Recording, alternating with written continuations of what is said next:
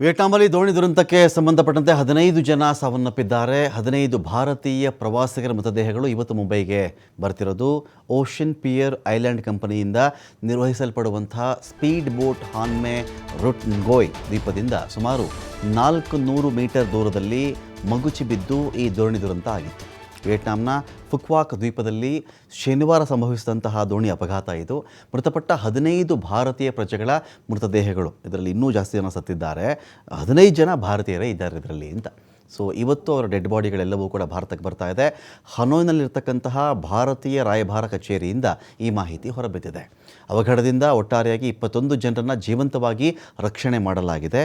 ಬೋಟ್ನಲ್ಲಿದ್ದ ಯಾವುದೇ ಪ್ರಯಾಣಿಕರ life jacket ಹಾಕಿರಲಿಲ್ಲ. ಯಾವ ಪ್ರಯಾಣಿಕರಿಗೆ ನೋಡ್ಕೊಳ್ಳಿ, ಅವತ್ತು ಈ ಎಲ್ಲ ಈ ಜನಗಳನ್ನು ಒಬ್ಬರು ಬದುಕಕ್ಕೆ ಟ್ರೈ ಮಾಡ್ತಾ ಇದ್ದಾರೆ, ಅನೇಕರು ಸತ್ತು ಹೋಗಿದ್ದಾರಲ್ಲ, ಒಬ್ಬರು ಕೂಡ ಲೈಫ್ ಜಾಕೆಟ್ ಹಾಕಿರಲಿಲ್ಲ.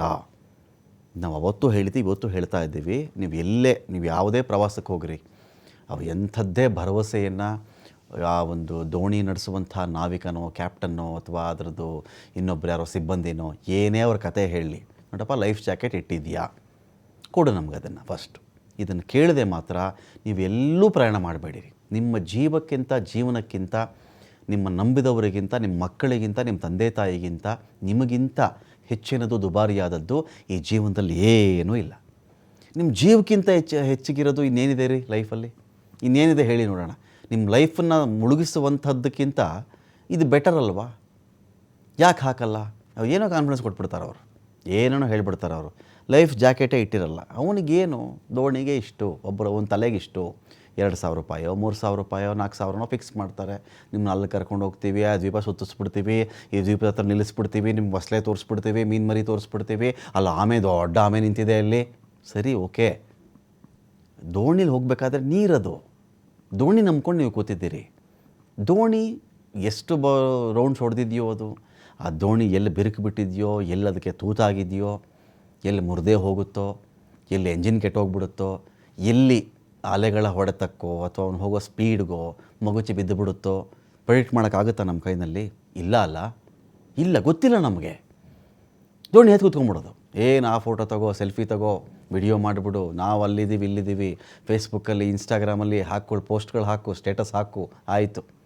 ಜಾಕೆಟೇ ಹಾಕಿರಲ್ವಲ್ರಿ, ಸ್ಟೇಟಸ್ ಹಾಕ್ಕೊಳ್ಳಿ. ಸರಿ, ನೀವು ಜಾಕೆಟ್ ಹಾಕ್ಕೊಳ್ಳಿ ಫಸ್ಟಲ್ಲಿ, ಸ್ಟೇಟಸ್ ಫೋಟೋ ಎಲ್ಲ ಸರಿ, ಓಕೆ, ಖುಷಿ, ನಾನು ಅಲ್ಲಿದ್ದೀನಿ ಇಲ್ಲಿದ್ದೀನಿ, ವಿಯೆಟ್ನಾಮಲ್ಲಿ ತೇಲಾಡ್ತಾ ಇದ್ದೀನಿ, ಥೈಲ್ಯಾಂಡ್ನಲ್ಲಿ ಪಬ್ಗೆ ಹೋಗ್ಬಿಟ್ಟಿದ್ದೀನಿ, ಸರಿ. ಇಂಥ ಕಡೆ ಬಂದಾಗ ದೋಣಿ ಫಸ್ಟು ಬೇಸಿಕ್ ಮಾಡಬೇಕಾಗಿರೋದು ಏನು ಅಂದರೆ ಲೈಫ್ ಸೇವಿಂಗ್ ಜಾಕೆಟ್ಗಳನ್ನು ಧರಿಸಿ, ಡಿಮ್ಯಾಂಡ್ ಮಾಡಿ. ನೋಡುವ, ಫಸ್ಟ್ ನೀನು ಈ ಜಾಕೆಟ್ ಕೊಟ್ಟರೆ ನಾನು ಹತ್ತೋದು, ಆಮೇಲೆ ನಿನಗೆ ಹಣ ಪಾವತಿ ಮಾಡೋದು ನಾನು. ಏನಿದೆ ರೀ, ಎಲ್ಲ ಕಡೆ ಹೀಗೇನೆ ಗೋಳು. ಎಷ್ಟು ಕಡೆ, ಮೊನ್ನೆ ಗೋವಾದಲ್ಲೂ ಇದೇ ಥರ ಒಂದು ದೋಣಿ ಮುಳುಗ್ತು. ಅಲ್ಲೂ ಇದೇ ಕತೆ, ಏನಿರಲ್ಲ, ಕೇರ್ಲೆಸ್ಸು.